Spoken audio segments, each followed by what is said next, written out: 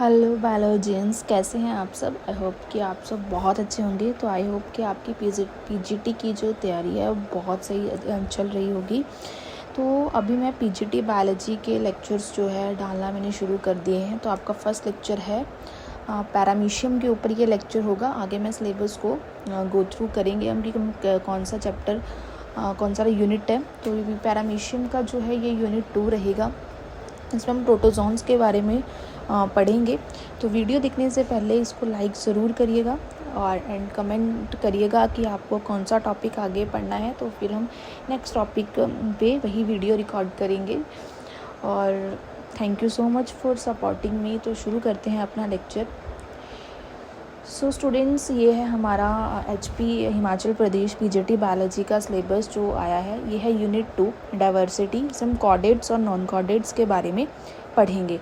तो इसमें होगा क्या, सबसे पहले है इसमें प्रोटोजोआ, यानी हम हर फाइलम के हम कुछ स्पीशीज़ के बारे में डिटेल में पढ़ेंगे, जिनमें उनकी लाइफ साइकिल कैसा है, लाइफ हिस्ट्री कैसी है, उनके जर्नल फीचर्स कैसे हैं और उनके सब क्लाइसिस फाइलम सब कुछ हम डिटेल में पढ़ेंगे।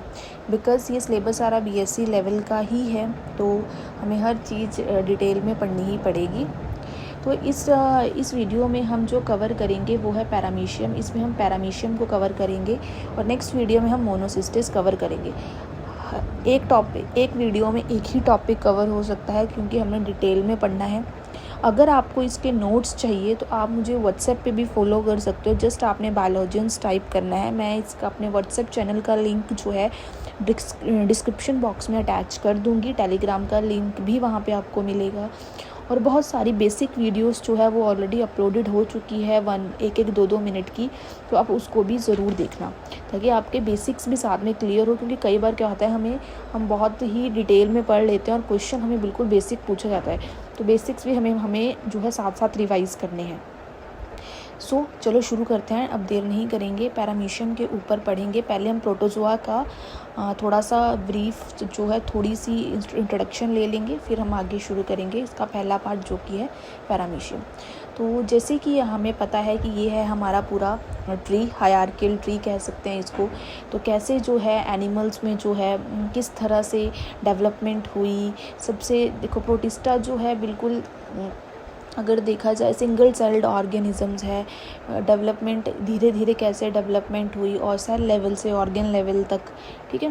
तो हाईएस्ट लेवल हम देख सकते हैं मैमल्स हैं। तो शुरू करते हैं अपना टॉपिक। तो सबसे पहले हम पढ़ेंगे प्रोटोजोआ के ऊपर। तो नोट्स जो है आप साथ साथ भी बना सकते हैं, ठीक है। जो मैं कहूँगी उसे आप नोट डाउन करना शुरू कर दीजिए। आपको बिल्कुल डिटेल में नोट्स पढ़ने मिलेंगे, ठीक है। आपने कोई ज़रूरत नहीं आपको एक्स्ट्रा कुछ पढ़ने की। मैंने बिल्कुल डिटेल में, अगर आपको हैंड रिटन नोट्स चाहिए तो भी आप मुझे कमेंट में पिन कर सकते हैं। तो अब प्रोटोजोआज होते क्या है। प्रोटोजोआज हमारे जो है सिंगल सेल्ड ऑर्गेनिजम्स होते हैं, यानी ये सिंगल सेल से बने होते हैं। सिंगल सेल्ड ऑर्गेनिजम्स को हम क्या कहते हैं, सिंगल सेल्ड ऑर्गेनिजम्स को हम कहते हैं यूनिसेलुलर। क्या कहते हैं, unicellular. These are the unicellular organisms, okay. अगर मैं इनकी बात करूँ, ये कैसे हैं, ये फ्री लिविंग है। फ्रीली लिव मतलब इनको किसी होस्ट की ज़रूरत नहीं होती है, फ्रीली लिविंग है। और ये एज अ पैरासाइट्स एक्ट करते हैं, यानी डिजीज़ कोजिंग भी होते हैं इसमें से। इनमें सेल वॉल एब्सेंट होती है। सेल वॉल आपको इनमें नहीं देखने को मिलेगी, सेल वॉल एब्सेंट रहेगी। और ये हीट्रोट्रॉपिक होते हैं। ये कौन से होते हैं, हीट्रोट्रॉपिक। अब हीट्रोट्रॉपिक का मतलब है यहाँ पे मीन्स ये अपने फूड को खुद नहीं बनाते हैं, ऑटोट्रॉपिक नहीं है।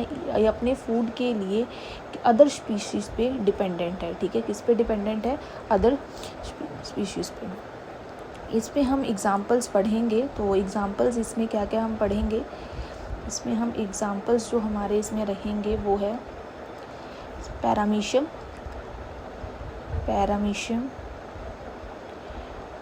और है अमीबा, यूग्लिना।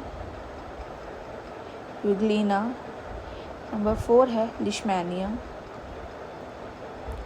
ठीक है। तो अगर हम अपने सिलेबस को देखें तो ये था थोड़ा सा प्रोटोजोआ को। अगर हमारे सिलेबस में देखें तो सिलेबस में हमारे पैरामीशियम है, लिशमैनिया है, मोनोसिस्टर और प्लाज्मोडियम है। तो सिर्फ हम इन चारों के बारे में पढ़ेंगे, हम सिलेबस के अकॉर्डिंग ही पढ़ेंगे, ठीक है। तो चलो अब शुरू करेंगे पैरामीशियम के बारे में। पैरामीशियम क्या है? पैरामीशियम एक हमारा प्रोटोजोन है, ठीक है, यूनिसेलुलर है, ठीक है। अब इसकी थोड़ी सी फाइलम क्लास देख लेते हैं। जो पैरामीशियम है उसका किंगडम है वैसे तो इसका किंगडम ये प्रोटिस्टा के अंदर आता है। क्रोमजिटा भी ये एक किंगडम है, ठीक है।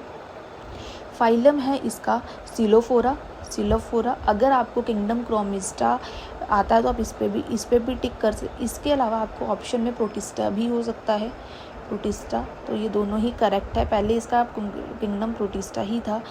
क्लास है इसकी ओलिगोहिम्नोफोरिया और ऑर्डर है पैनोसिलिडा। फैमिली है पैरामिसीडियाई और जीनस है पैरामीशियम, ठीक है।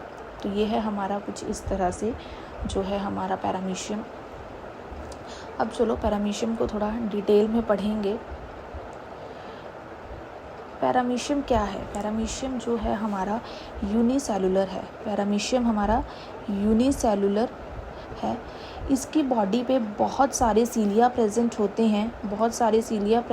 हैं, इसलिए इसे सीलिएटेड प्रोटोजोआ भी कहते हैं। बहुत थाउजेंड्स ऑफ आपको सीलिया देखने को इसमें मिलेंगे। मैंने यहाँ पे डायग्राम भी अटैच करी है, ये देखिए इसकी बॉडी पे बहुत सारे आपको जो ये आउटर लाइन पे हेयर्स देखने को मिल रहे हैं, ये इसकी बॉडी पे सीलियाज है, ठीक है। ये सारे सीलियाज जो आपको देखने को मिल रहे हैं, ये जो रेड ये है, इसलिए इसको सीलिएटेड प्रोटोजोआ कहते हैं, ठीक है। अब ये रहते कहाँ पे हैं, आपको ये कहाँ देखने को मिलेंगे? तो ये मोस्टली फ्रेश वाटर में आपको देखने को मिलेंगे। फ्रेश वाटर में यानी एक्वाटिक है, मेराइन, ये आपको पानी में ही देखने को मिलेंगे। रिप्रोडक्शन कैसी होती है इनमें? रिप्रोडक्शन जो है सेक्सुअली और एसेक्सुअली ये दोनों तरह से रिप्रोड्यूस करते हैं। आगे हम पढ़ेंगे क्या कब ये सेक्सुअली रिप्रोड्यूस करते हैं, कब ये एसेक्सुअली रिप्रोड्यूस करते हैं। तो अगर ये एसेक्सुअली रिप्रोड्यूस करे तो बाइनरी फिजन से जो है ये रिप्रोड्यूस करते हैं, ठीक है। अब इनकी बॉडी का स्ट्रक्चर कैसा होता है? देखो इनकी बॉडी कुछ इस तरह से होती है, जैसे स्लीपर की बॉडी होती है, इसलिए इनको हम स्लीपर शेप्ड कहते हैं। तो स्लीपर शेप्ड हमारा कौन सा ऑर्गेनिज्म है? तो वो है हमारा पैरामीशियम। में भी ये कॉमन क्वेश्चन आपसे पूछ लिया जाए कि पैरामीशियम की शेप कैसी होती है, बोट शेप है, स्लीपर शेप है, तो ऐसा भी क्वेश्चन आ सकता है। अब हम इसके स्ट्रक्चर को थोड़ा डिटेल में पढ़ेंगे, क्योंकि स्ट्रक्चर को डिटेल में पढ़ना बहुत ज़रूरी है। अब इसके स्ट्रक्चर का हर एक पार्ट जो है डिटेल में पढ़ा जाएगा। तो अगर मैं इसके स्ट्रक्चर की बात करूं तो इसके बाहर आपको एक आउटर लाइनिंग देखने को मिल रही है। ये जो आउटर लाइनिंग है, इस आउटर लाइनिंग को हम कहते हैं पेलिकल। ड्रॉ करते चलेंगे, ठीक है। ये है हमारा कुछ इस तरह से, मान लीजिए ये है हमारा पैरामीशियम, ठीक है। ये मैंने इसकी ड्रॉ करी आउटर लाइनिंग। तो ये है इसके पेलिकल के ऊपर बहुत सारी सीलिया प्रेजेंट होते हैं, जैसे कि मैंने आपको बताया, जो कि लोकोमोशन में हेल्प करेंगे। अब पेलिकल का काम क्या है? पेलिकल क्या होता है? जितना भी सेल के अंदर साइटोप्लाज्म है वो सारा पेलिकल के अंदर एनक्लोज्ड होता है। पेलिकल की 2 लेयर्स होती है। पेलिकल जो है, पेलिकल के अंदर 2 लेयर्स होती है। आउटर लेयर इज कोल्ड, जो उसकी आउटर लेयर होगी और एक इनर लेयर होगी, ठीक है। आउटर लेयर जो होगी उसे हम कहेंगे प्लाज्मा मेम्ब्रेन।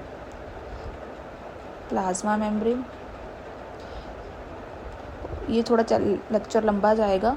और जो इनर लेयर होगी उसे हम कहेंगे एपीप्लाज्म।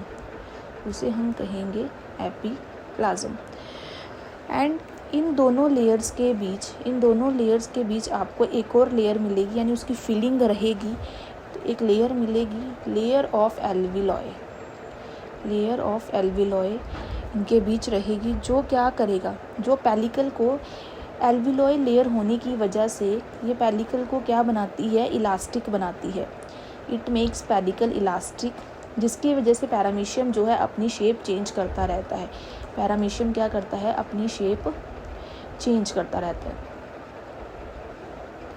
ठीक है। तो पेलिकल लेयर में लेयर ऑफ एल्विलॉय होती है, जिसकी वजह से पैरामीशियम जो है अपनी, इसके अंदर कैपेबिलिटी है, ये अपनी शेप चेंज कर सकता है। अब पेलिकल की लेयर के बाहर बहुत सारे हमने क्या देखे, सीलियाज देखे, बहुत सारी इसकी बॉडी के ऊपर सीलिया प्रेजेंट होती है। अब इस सीलिया जो हेयर लाइक स्ट्रक्चर्स है, इस सीलिया का काम क्या है, ये क्यों है इसकी बॉडी के अंदर, ये इसे लोकोमोट यानी एक जगह से दूसरी जगह को मूव करने में हेल्प करते हैं, लोकोमोशन के लिए हेल्प करेंगे। अब हम पढ़ेंगे, ये हमने पढ़ लिया पेलिकल। अब पेलिकल के अंदर जो भी ये सब कुछ है, स्ट्रक्चर है प्रोटोप्लाज्म, इसके बारे में पढ़ेंगे। तो प्रोटोप्लाज्म जो है,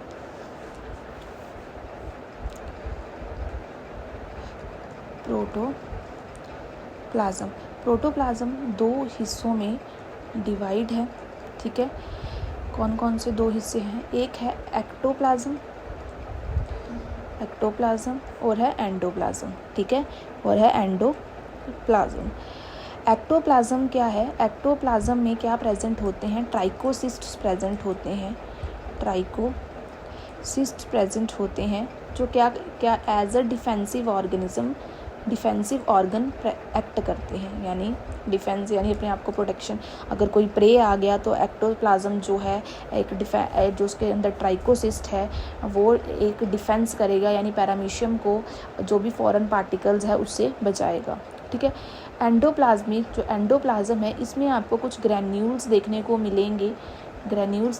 मिलेंगे जो क्या करते हैं, फूड को रिजर्व करते हैं, यानी स्टोर करेंगे ये फूड को, ठीक है। ये था हमारा प्रोटोप्लाज्म में आपको दो तरह का प्रोटोप्लाज्म देखने को मिल रहा है। ये रहा एंडोप्लाज्म, डायग्राम में हम देखेंगे, ये है हमारा एंडोप्लाज्म और ये है हमारा एक्टोप्लाज्म, ठीक है। अब हम पढ़ेंगे न्यूक्लियस के बारे में। तो बच्चों, न्यूक्लियस के बारे में हम पढ़ेंगे। न्यूक्लियस में भी दो तरह का न्यूक्लियस है, इसमें एक है मैक्रोन्यूक्लियस और एक है माइक्रोन्यूक्लियस। अब ये क्या है, क्योंकि इसमें दो न्यूक्लियस है तो इसका रोल क्या है। जो मैक्रोन्यूक्लियस है वो मेटाबॉलिक एक्टिविटीज़ में हेल्प करता है, मेटाबॉलिक एक्टिविटीज़ में आपका हेल्प करेगा, और ये पॉलीप्लॉइड होता है, ठीक है, यानी इसे नंबर ऑफ क्रोमोसोम्स होंगे, फिक्स नहीं है, पॉलीप्लॉइड जो है ये रहेगा। और जो माइक्रोन्यूक्लियस है ये आपका डिप्लॉइड रहेगा। और ये इसका काम क्या है, जो माइक्रोन्यूक्लियस है वो रिप्रोडक्शन में हेल्प करेगा, जो सेक्सुअल रिप्रोडक्शन हम जो पढ़ेंगे उसमें ये काम है। तो ये क्वेश्चन यहाँ से बनता है कि पैरामीशियम में कौन सा न्यूक्लियस रिप्रोडक्शन में हेल्प करता है। तो पैरामीशियम में जो माइक्रोन्यूक्लियस है वो हेल्प करता है, मेटाबॉलिक एक्टिविटीज़ के लिए मैक्रोन्यूक्लियस हेल्प करता है। तो ये आप देख रहे हैं जो बड़ा सा न्यूक्लियस है ये रिप्रोडक्शन में हेल्प नहीं करेगा, ये मेटाबॉलिक एक्टिविटीज़ में हेल्प करेगा, रिप्रोडक्शन में पार्टिसिपेट करता है हमारा माइक्रोन्यूक्लियस, ओके। तो इसको अच्छे से रीड कर लिए। नेक्स्ट इसका जो पार्ट है वो है वैक्यूल्स। तो जो वैक्यूल्स है वो ऑस्मो रेगुलेशन के लिए हेल्प करते हैं, ठीक है। जो भी कॉन्ट्रैक्टाइल वैक्यूल्स इसमें देखने को मिलेंगे आपको, जो कॉन्ट्रैक्टाइल वैक्यूल्स होंगे वो ऑस्मो रेगुलेशन में हेल्प करेंगे। अगर इन्होंने एक्सेस वाटर एब्जॉर्ब कर लिया है तो बॉडी से उसको एक्सपेल आउट करने में हेल्प करेंगे। नेक्स्ट एक पार्ट है यहाँ पे ओरल ग्रूव। यहाँ पे आपको एक ग्रूव देखने को मिल रही है, यहाँ पे देखो ये ग्रूव जो है इसे हम कहते हैं ओरल ग्रूव। अब ये ओरल ग्रूव क्या है, इस ओरल ग्रूव को और क्या कहते हैं, इस ओरल ग्रूव को कहते हैं वेस्टिब्यूल, ठीक है। ये भी लर्न करना है कि वेस्टिब्यूल किसे कहते हैं। एक ओरल ग्रूव है जिसके अंदर क्या जाता है, फूड जाता है। फूड जो है ओरल ग्रूव से अंदर जाता है और अंदर जाके ये रहा हमारा साइटोस्टोम, ठीक है। साइटोस्टोम क्या है, इसका माउथ है। डायग्राम से पढ़ना इजी होता है, ठीक है। डायग्राम से अगर हम पढ़ेंगे तो हमें लर्न भी रहेगा। तो ये है ओरल ग्रूव, यहाँ से फूड एंटर हुआ, फिर वो साइटोस्टोम में गया। साइटोस्टोम्स के बाद फूड कहाँ जाता है, गलेट में जाता है। तो गलेट क्या है, इसका फेरिंग्स है, ठीक है। जैसे कि हमारा फेरिंग्स है वैसे ही गलेट इसका फेरिंग्स है। अब फूड की डाइजेशन यहाँ पर होगी, फूड वैक्यूल्स जो है फूड को डाइजेस्ट करेंगे। उसके बाद जो भी एक्सेस फूड, जो भी हमारा अनडाइजेस्टेड फूड बच जाएगा, ठीक है, उसे जो भी हमारा अनडाइजेस्टेड फूड बच जाएगा वो एनल से बाहर, यानी एनल जो है एनल पोर रहेगा यहाँ पे, जिसे हम कहते हैं साइटोप्रॉक्ट। क्या कहते हैं? साइटोप्रॉक्ट। तो ये है हमारा एनल पोर, इसे हम कहते हैं साइटोप्रॉक्ट। इसे एक और चीज़ कहते हैं, वो है साइटोफाइज। आपको पूछा जा सकता है कि name the other name of the anal pole, cytoproct, cytopyge, both A and B. तो दोनों ही नाम जो है वो सही है, ठीक है। अगर मैं कॉमन, ये था हमारा कुछ इस तरह से हमने सारा जो है स्ट्रक्चर पढ़ लिया। पेलिकल लेयर होती है, पेलिकल लेयर में 2 लेयर्स हमने पढ़ी, जिसके अंदर एल्विलॉय होता है जो कि इसकी शेप चेंज करने में हेल्प करता है। उसके बाद हमने 2 न्यूक्लियस पढ़े, मैक्रो एंड माइक्रो। रिप्रोडक्शन में माइक्रो न्यूक्लियस हेल्प करता है, मैक्रो न्यूक्लियस जो है मेटाबॉलिक एक्टिविटीज़ में हेल्प करता है। फिर हमने क्या पढ़ा कि इसके अंदर जो है और एक ग्रूव प्रेजेंट होती है, ओरल ग्रूव, जिसे वेस्टिब्यूल कहा जाता है, जिससे फूड एंटर होता है। उसके बाद फूड जाता है माउथ में यानी साइटोस्टॉम में, फिर जाता है गलेट यानी फेरिंग्स में, और अनडाइजेस्टेड फूड साइटोप्रॉक्ट या साइटोपाइज एनल पोर से जो है निकल जाता है, ठीक है। ये हमने कॉन्ट्रैक्टाइल वैक्यूल्स पढ़े। तो कॉन्ट्रैक्टाइल वैक्यूल्स का मैंने आपको बताया कि ओस्मो रेगुलेशन में हेल्प करते हैं, ओस्मो रेगुलेशन में हेल्प करेंगे, ठीक है। ये हमने ट्राइकोसिस्ट के बारे में पढ़ा। ट्राइकोसिस्ट मैंने आपको बताया कि डिफेंसिव ऑर्गेनिजम्स है, ओके। अब हम पढ़ेंगे इसकी कॉमन स्पीशीज़। तो पैरामीशियम की सबसे कॉमन स्पीशीज़ क्या है? कॉमन स्पीशीज़ वो है पैरामीशियम कॉडेटम। पैरामीशियम कॉडेटम जो है इसकी जो है कॉमन स्पीशीज़ है। कुछ ये एक इम्पॉर्टेंट पॉइंट है, कुछ पैरामीशियम में कुछ हमें इंट्रासेलुलर बैक्टीरियाज देखने को मिलते हैं, सभी में नहीं। कुछ पैरामीशियम्स में इंट्रासेलुलर बैक्टीरियाज देखने को मिलते हैं, जिन्हें हम कहते हैं कापा पार्टिकल्स जिन्हें हम कहेंगे, ठीक है। ये क्या करते हैं? दे किल द, इनका काम क्या है? They kill other strains of the paramecium, यानी अगर कोई और स्ट्रेन पैरामीशियम का होगा तो ये उसको किल कर देंगे, ठीक है। They kill the other strains of paramecium, ठीक है। अब हम इसका बहुत ही इम्पॉर्टेंट पार्ट पढ़ेंगे जो कि है रिप्रोडक्शन, ठीक है। इसमें हमारा इसका पूरा साइकिल कवर हो जाएगा, रिप्रोडक्शन। तो रिप्रोडक्शन इसमें कैसे रहेगी? वैसे तो अगर मैं बात करूं, पैरामीशियम की जो सबसे फेवरेट रिप्रोडक्शन है वो है एसेक्सुअल, ठीक है। मोस्टली पैरामीशियम एसेक्सुअली ही रिप्रोड्यूस करता है, लेकिन अगर मान लीजिए इसमें फूड स्कार्सिटी हो जाती है, खाने की कमी हो जाती है, तो जो है पैरामीशियम सेक्सुअली रिप्रोड्यूस करता है, ठीक है। तो बाइनरी फ्यूजन में क्या होता है? जो माइक्रो न्यूक्लियस होता है, मैंने आपको बताया था कि माइक्रो न्यूक्लियस रिप्रोडक्शन में पार्ट करेगा। ये डिवाइड करता है माइटोटिकली, ठीक है, माइटोसिस से डिवाइड करेगा। मैक्रो न्यूक्लियस भी डिवाइड करेगा, ये मैक्रो न्यूक्लियस को भी डिवाइड करेगा, जो कि डिवाइड करेगा ए माइटोटिकली। ए मतलब इस माइटोसिस नहीं होगी, ए माइटोटिकली डिवाइड करेगा। तो अगर बाइनरी फ्यूजन से ये रिप्रोड्यूस करेगा, एसेक्सुअली इसकी फेवरेट मोड ऑफ रिप्रोडक्शन है। अब हम पढ़ेंगे इसका सेक्सुअल मोड ऑफ रिप्रोडक्शन।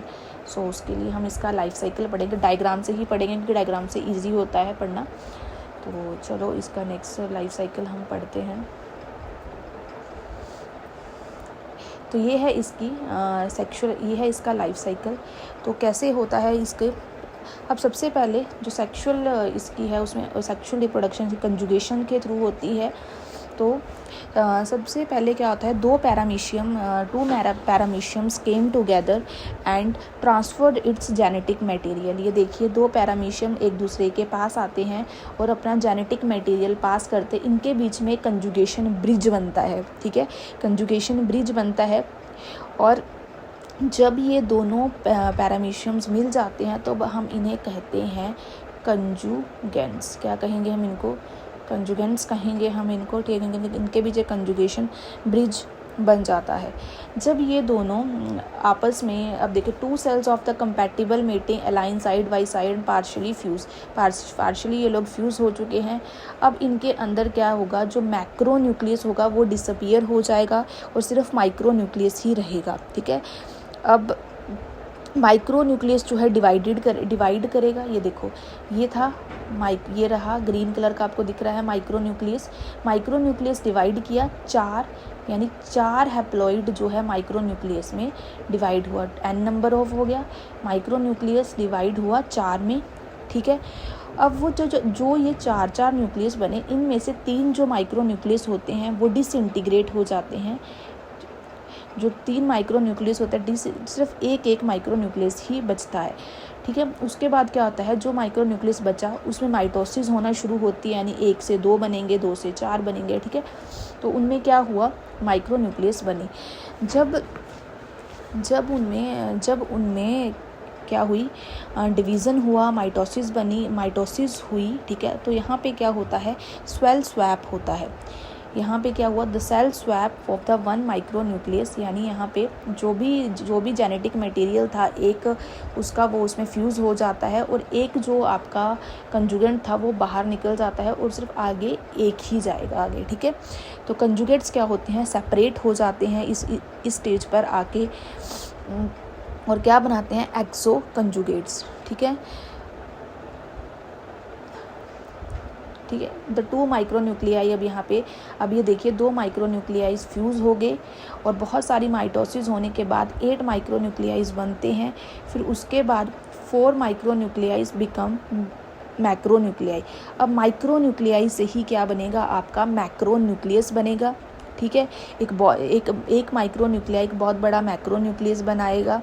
उसके बाद क्या होगा, देखिए, जब इसमें प्रॉपर वो हो जाएगी, फिर इसमें बाइनरी फ्यूज़न होगा। देखो, ए सेक्सुअली रिप्रोड्यूस करने के बाद लास्ट में इसमें क्या हुआ, ए सेक्सुअली ये रिप्रोड्यूस किया और उसके बाद जो है नया पैरामीशियम आपको देखने को, यानी डॉटर जो पैरामीशियम्स है वो आपको देखने को मिलेंगे, जिसमें एक माइक्रो न्यूक्लियस यानी और एक मैक्रो न्यूक्लियस होगा। तो इस तरह से जो है इसका जो है साइकिल वो चलता है। जो पैरामीशियम है वो ऑटोगैमी शो करता है, मींस जो है सेल्फ रिप्रोडक्शन। तो पैरामीशियम में आपको क्या देखने को मिलती है, ऑटोगैमी देखने को मिलती है। ठीक है, तो ये था पैरामीशियम का लाइफ साइकिल। पैरामीशियम कुछ इस तरह से करता है। अगर आपके दिमाग में लाइफ साइकिल इसका पूरा जो है स्ट्रक्चर है, पूरा लाइफ डायग्राम है, तो इजीली आप कर सकते हैं। ठीक है, तो जो है इसे माइक्रो न्यूक्लियस ही इसमें आगे से आगे डिवाइड करता है। अगर मैं बात करूं, इसके कापा पार्टिकल्स आपको इसमें देखने को मिलते हैं और जो गलेट है वो इसकी बकल कैविटी रहती है। ये था हमारा पैरामीशियम के ऊपर जो भी था लेक्चर था हमारा ये। So thank you so much. Yes, so thank you so much guys. मुझे आपको, आई होप कि आपको ये लेक्चर अच्छा लगा हो। सो नेक्स्ट मोनोसिस्ट के ऊपर भी वीडियो जल्दी से आने वाली है, तो लाइक शेयर सब्सक्राइब करना मत भूलिएगा। नोट्स अगर आपको चाहिए तो मुझे व्हाट्सएप पे पिन करिए मेरे चैनल पे, वहाँ पे आपको नोट्स मिल जाएंगे। टेलीग्राम पे भी आप मुझे फॉलो कर सकते हैं। ठीक है, तो जैसे ही आप मुझे फॉलो करेगी मेरे पास नोटिफिकेशन आ जाएगी, तो फिर मैं जो है अपने जो भी आपका मटेरियल है वो अपलोड कर दूँगी। और कमेंट सेक्शन में बताना कि आपको लेक्चर कैसा लगा। Thank you.